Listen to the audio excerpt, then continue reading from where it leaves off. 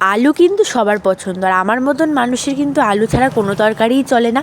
শীতকাল যেহেতু পড়ে গেছে, ভাবলাম আজকে রাত্রে ডিনারটা আলুর দম আর লুচি হলে কেমন হয়। তো কাশ্মীরি আলুর দম বানাবো আজকে আমি। তো ফার্স্টেই আলুগুলোকে জলে সেদ্ধ করতে বসিয়ে দিলাম কেটে, আর কিশমিশ আর কাজু বাদাম নিয়ে সেটাও অল্প জল দিয়ে ব্লেন্ড করে নিলাম মিক্সিতে। তো তারপর কড়াইতে তেলের মধ্যে শুকনো লঙ্কা, তেজপাতা ফোড়ন দিয়ে একটুখানি চিনি দিয়ে দিলাম, আর তারপর আদার পেস্ট দিয়ে দিলাম। আমার মনে হয় চিনিটা এই টাইমে দিলে তরকারির কালারটা ভালো আসে। আমি একটা রেসিপিতে দেখেছিলাম, আর আমার মনে হয় এই ট্রিকটা বেশ ভালোই কাজ করে। তারপর তো একটু বেশি করেই টমেটো দিতে হবে এই রান্নাটায়।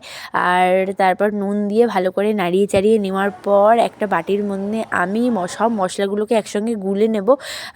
এখানে আমি জিরের গুঁড়ো, ধনের গুঁড়ো, শুকনো লঙ্কা আর হলুদ সব একসঙ্গেই একটা জলের মধ্যে পেস্ট বানিয়ে নিয়েছি। অল্প একটু জলে পেস্ট বানিয়ে ভালো করে এটাকে গুলে এই মশলাটার মধ্যে দিয়ে দেবো কড়াইতে।